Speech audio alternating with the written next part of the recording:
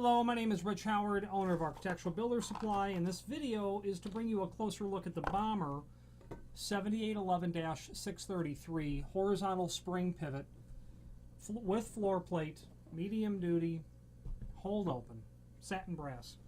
So I've got all the parts laid out on the desk here in front of me, and I would like to show them to you one at a time, and then we're going to get into door preparation, installation, etc.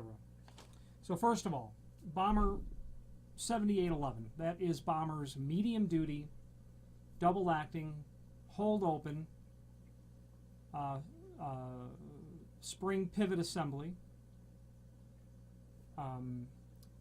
with a floor plate, meaning it'll attach to the floor. The dash 633 means that it is in the satin brass finish, or at least the exposed parts are in satin brass finish. That's 633.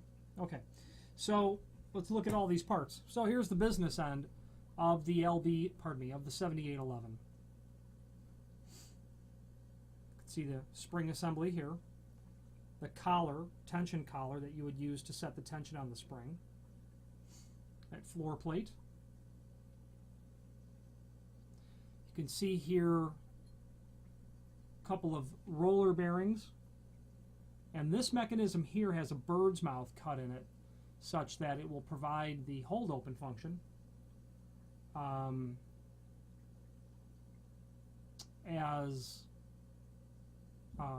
when you want this to hold open. And I can rotate that there partially by hand. The spring is not, it's kind of hard to see.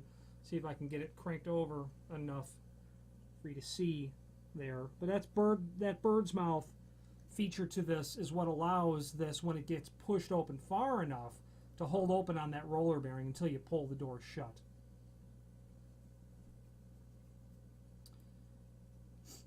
Adjustable spring tension, of course, and medium duty. Medium duty means you're dealing with basically 3-foot doors, 90 pounds, 6'8", 7 foot maybe. The kind of situation you'd have in a I've seen these installed in residential applications between a dining room and a kitchen. I've seen these installed and they're decades old. The West Coast, San Francisco, a lot of people out there buy these. Homes on the northwest side of Chicago have these. That's really where I see these all the time. Up to 90 pounds, keep that in mind. Bommer has lighter duty material, and they have heavier duty rated spring pivots like these, so keep that in mind. If you're out of the 90-pound range, you'll be looking at a 7801 or a 7813, 7814, depending on your hold open. Holds open at approximately 85 degrees, which is typical. Okay. Going to be appropriate for 1 3/8 or 1 3/4 doors. You can make it fit on as thin of a door as 1 3/8. But 1 3/4 is pretty standard. Although 1 3/8 is also very standard for residential applications. So you got your business end here. Okay. Then, since we're talking about that, you got a tension rod, and that will allow you to set the tension on that tension collar that's down there. You can see that there are holes in there, and you can crank that spring, in and out to set the tension. That's how you would do that, by rotating this. You're going to have the top pivot assembly, which is comprised of 2 different pieces. This is your frame portion, and that gets mortised to the header of the frame. There's your door portion. Okay, and that gets mortised to the top of the door. Okay. A heel plate, and we'll talk about that in a moment. That's going to attach to the body itself and cover up the preparation in the edge of the door and the style itself. And that's curved, and we'll talk about that, why that's curved, in a moment. You're going to have 2 decorative plates. They're identical, so I'll just show you one. This is the portion that goes to the backside, which mates properly with your heel plate like that to cover it all up. Real nice. Okay. Again, satin brass finish. Holes for attaching that to the face of the wood door. Screws. You're going to get your unfinished screws. Those 4 chrome ones are for the top pivot, and that little brass colored machine screw, that's going to hold the heel plate on to the body. Then you're going to get all your finished screws. That big one you see there vertically in the center, that's going to be for, there's 4 of them in there. That'll be for holding the body down to the door, pardon me, the body down to the floor. And then you've got your flathead, like number 6 by 1 inch screws for holding the faceplates onto the face of the door. Okay, now, there are links below this video to template and instructions. If you're not interested in any of the information regarding how to prep a door or tips and tricks from someone who's installed these, you're done. I've given you a description, a verbal description of what this is, what it's for. So now we're going to talk about installation. Probably want to open up the template and the instructions at this time. And I'm going to refer to them as well because I will want to go through them. I'll go through them kind of step by step with you. So first of all, the template. The template and the instructions really share a lot of the same information, specifically in regards to the dimensional requirements of the unit in terms of the door preparation, but the template gives you information, actual dimensions on the piece parts itself, okay, at least of the body. So I'm not going to bother with showing you the measurements of everything. That information's on the template. Since we're not going to go over that, the information in the lower left-hand corner showing the door cutout at the bottom and at the top. And then everything else other than that refers to dimensional drawings of the pieces themselves. So the template at this moment is not necessary to discuss because you can expect that that's what the material will come out when it ships. So let's skip right to the instructions. And the instructions that I have there are what is going to come with the item when it ships to you. And these are indeed the same, so I'm going to close that window. So now let's refer to step 1. Step one involves the process of putting a radius on the edge of the door. Okay, think of the top rail of tile in the bathroom. That top row of tile has a bowl nose on it. It's curved. Well, if you imagine a double bowl nose, it becomes a radius. Okay. Bommer is calling out for 1.5 inch radius on the edge of the door. Round off edge of door at pivot side to allow for clearance. This is absolutely necessary,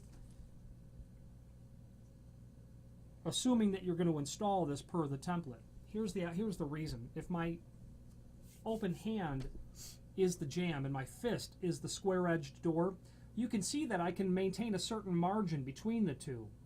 But as soon as I go to open the door, the outside corner of the door will conflict with the jamb. Okay? So if you radius the door over on either end, you can see that the conflict will be resolved because the door is actually curved over. And that's, you don't have to do it with this, but you'll have to cheat your margins between the jamb on the pivot side and the jamb on the opposite side to be wider. How much depends on your door thickness. For sure a 1/4 inch, and that's pretty excessive in the sense that it's greater than it needs to be and could be visually disagreeable to people. Putting the radius on a door is not difficult at all. It's actually quite easy. However, you do need some tools. You need a router. You're going to need a large round over bit. So 1.5 inch radius means that you've got a 3-inch diameter on your bit. Well, it's actually bigger than that, but the radius has to be 1.5 inches because the radius, if the radius is not aggressive enough or large enough, while you're still rounding over the door, you've not broken that edge or radius that edge enough to really accomplish the margin that they call out here for installation. And the margin that they're calling out here is a 1/4 inch, and that's when you're radiusing the door edge over. So if you get into a situation where you're not going to do that, you'll have to increase that dimension. And in my experience, for sure, you could decrease that 1/4 inch a little bit. You can cheat it a little bit, but not too much. Maybe 3/16 and make it nice and tight. If you're going to radius a door and you've never done it, you're going to need the router and the roundover bit. Provided that you have that, you're simply going to take your door and put it down to your sawhorses and start at one end and just walk that down the edge of the door, assuming that your roundover bit has a bearing collar on the bottom of it to act as a straight edge against the door. And after you do that, you'll make 2 passes really, and the door will look fantastic. Then you just simply turn the door over and do it on the other side. And be careful when you're exiting the end of the door, because you don't want to put any, you don't want to push it all, because then your router will have a tendency to want to go over the edge of the door and round over part of the bottom. You just want to make a nice exit off the door. And if you're going to round over the pivot side, round over the other side too. It'll look really nice. Now, if you've got a veneered door, keep in mind that you're going to be accentuating the layers of veneer. Your veneer, your backing, your cross banding, you're going to accentuate that because of how you're cutting through it. And of course the core, you need to make sure that your stile thickness is enough if you're dealing with like an architectural flush wood door, a veneered door. Your door has to be compatible with this process before you go ahead and do it. So keep that in mind. I would do both edges. And once you have that preparation done, then you start the machining of the door to accept the hardware. Let's start at the top because it is step 2. When I've installed these, the top pivots, what they're calling for on the template is mortise 1-inch diameter top of door and header at the specific dimensions. When I've done this, so looking at the template of the top pivots, you've got a 1-inch diameter on these pieces. Now when I've done it, I would just use a 1-inch Forstner bit, and I would make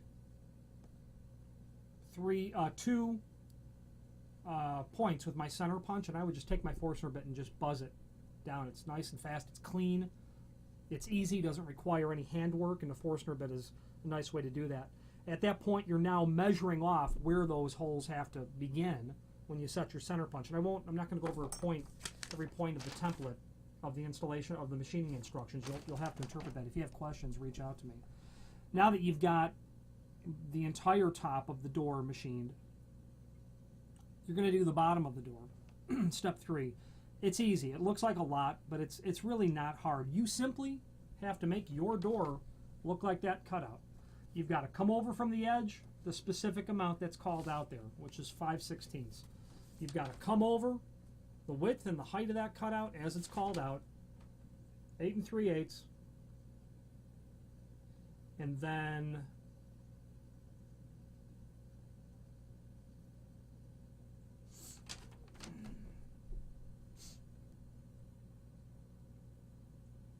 looking for the dimension of the depth of the cut. Oh, I'm sorry, if it was a snake, it would have bit me. 1 7/16 from the bottom of the door to where that cutout is. Then you're going to have to cut out for this little ear, this little dog ear here, 5/32 deep. That just notches over a little bit. So you've got to just make a pocket in the door like this. It's that simple. Now, when I've done this, I've always used a fixture and a router, because a router gives me a really nice, finished, clean installation. You know, use your tool of choice, but for me the router is the tool of choice for doing this kind of work. You'll see that you have to cut a groove at the bottom of step 3, and that groove is to accommodate this pin as it goes through its motion of opening and closing as the doors open and closed. It doesn't have to be very deep, 1/8 inch as a matter of fact. At that point, attach the bottom of the door, attach the hardware to the door, attach the hardware to the header, and at that point you're at step 5, and you're going to tip the door into place as you see. You're going to get it set. You're going to check your margins. You're going to mark the holes in the floor. Remove the door, drill your holes, put the door back, and get your screws set. At that point, you're at step 6, and it's just then attaching your finished plates. Okay, sorry.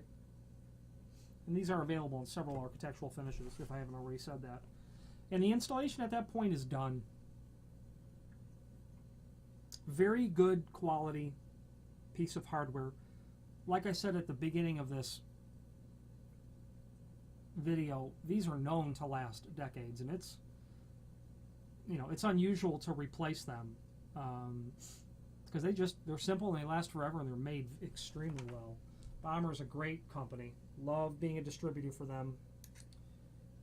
Last thing I want to show you is their logo that you can see there, and right above their logo it says "Made in USA." A fact that I know Bommer's quite proud of, as am I, to represent them. If you have any questions on the Bommer 7811 633 double acting medium duty hold open pivot, spring pivot, or any other Bommer product, please feel free to reach out to us. Thank you.